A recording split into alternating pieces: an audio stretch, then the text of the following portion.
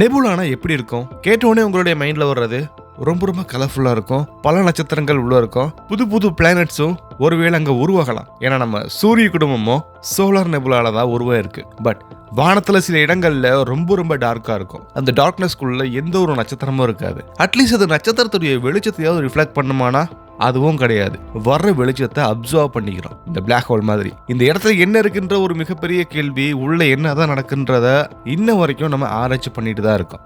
இந்த இடத்துக்கு பேரு டார்க் நெபுலா. நெபுலான நட்சத்திரத்தை உருவாக்கணும்ல, ஆனா இது செய்யற வேலை வேற மாதிரி இருக்கு. வாங்க நம்ம இந்த வீடியோ மூலியமா சில டார்க் நெபுலாஸை பார்த்துட்டு வரலாம். இதை நம்ம எக்ஸ்போஸ் பண்ண போறோம்.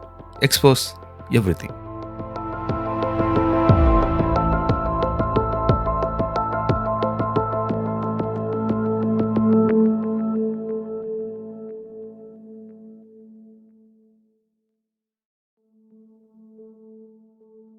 டார்க் நெபுலானா என்ன? இதோட பேருக்கேற்ற மாதிரி கண்ணுக்கு தெரியாது, ரொம்ப ரொம்ப பிட்ச் பிளாக்கா இருக்கு. இதெல்லாம் ஒரு சாதாரணமான வெறும் புகை மூட்டம் இல்ல. இது 0 கெல்வின், கிட்டத்தட்ட இதோடைய ரொம்ப ரொம்ப குளிர்ந்த ஒரு இடம்னே சொல்லலாம். இதுல சில டஸ்டோட மிக்சஸும் இருக்கு. டெம்பரேச்சர் சுமார் 10 கெல்வின் வரைக்கும் குறையலாம். அதனாலதான் இதனால வெளிச்சத்தை ரிஃப்ளெக்ட் பண்ணவே முடியல. அதனால என்ன ஆகும் அப்படிங்கிற ஒரு கேள்வி உங்களுக்கு வரும் இல்லையா? இதுக்கு ஆப்போசிட்ல இருக்கக்கூடிய நட்சத்திரத்துடைய ஒளிய வெளிச்சத்தை அப்சர்வ் பண்ணிக்கிறோம், அல்லது இது ஸ்கேட்டர் பண்ணும். அதனால நம்ம டெலஸ்கோப்புக்கு பியூர் பிளாக்கா தெரியுது. நம்ம கேலக்சில மட்டுமே லட்சக்கணக்கான டார்க் நெபுலாஸ் இருக்கு. அதுல ரொம்ப ரொம்ப ஃபேமஸ் ஆனது என்னன்னா பெர்னட் 68. இன்னொன்னு எல்லாத்துக்கும் தெரிஞ்ச horsehead nebula, snake nebula, coalsack nebula. So இந்த மாதிரியான ரொம்ப ரொம்ப ஃபேமஸான நெபுலாஸ் நம்மளுடைய மில்கி வேல மட்டுமே இருக்கு.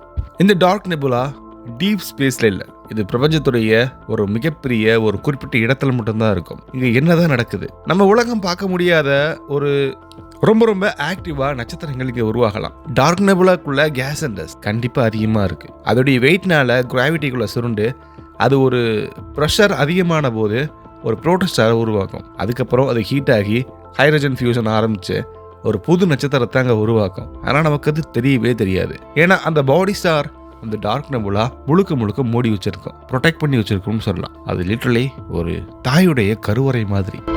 டார்க் நெபுலாக்கு ஒரு சைஸ் அப்படின்றது ஒரு லிமிட்டே கிடையாது. சில 1,00,000 ஒளியாண்டுகள் பிரம்மாண்டமா இருக்கலாம். சில 50 to 100 ஒளியாண்டுகள் வரைக்கும் கம்மியாகவும் இருக்கலாம். சரியா?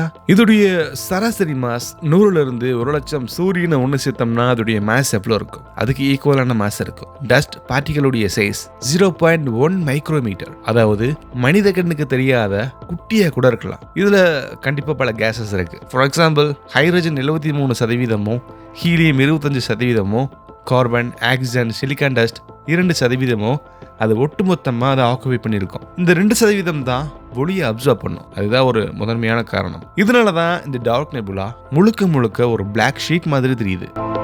பல வியூவர்ஸ் கேட்பாங்க, டார்க் நெபுலாவை டெலஸ்கோப்ல பார்த்தா ஏன் இந்த அளவுக்கு அதிர்ச்சியா ஷார்ப்பான எட்ஜஸ் இருக்குன்னு. அதுக்கான காரணம், அந்த நெபுலாவுடைய பார்டர்ல கேஸ் டென்சிட்டி சடனா டிராப் ஆகும். அவுட்டர் ஏரியாவுக்கு ஸ்ட்ரைட்டா வந்து நெபுலாவுடைய அவுட்லைன் கொஞ்சம் வேற மாதிரியான எஃபெக்டை கொடுக்கும். இதை நம்ம சில்ஹாட் எஃபெக்ட்னு சொல்லுவோம். இதனால தான் இது ஒரு மிகப்பெரிய காஸ்மிக் ஷேடோ மாதிரி தெரியுது.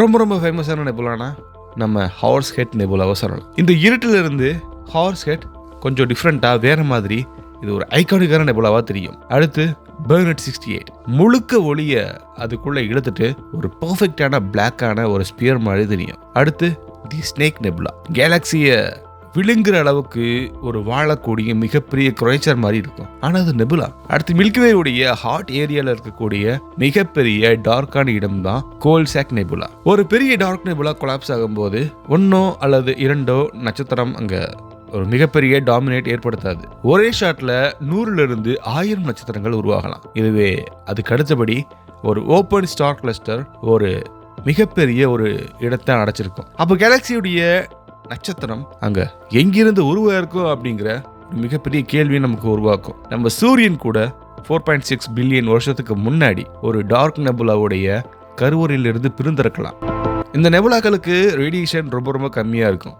ஆனா மேக்னெட்டிக் ஃபீல்ட் ரொம்ப ரொம்ப ஆக்டிவா இருக்கும். இந்த காஸ்மிக் ரேஸ் ஃபில்டர்ஸ் எல்லாமே ஃபியூச்சர்ல நம்ம அந்த ஒரு நெபுலால மட்டுமே என்னென்ன நடக்குதுன்றத நம்ம லைவா இந்த வீடியோ மூலியமா பார்த்துடலாம். அடுத்து ஒரு இன்ட்ரெஸ்டிங்கான வீடியோல கண்டிப்பா நம்ம சேர்ந்து பண்ணிக்கலாம். பை.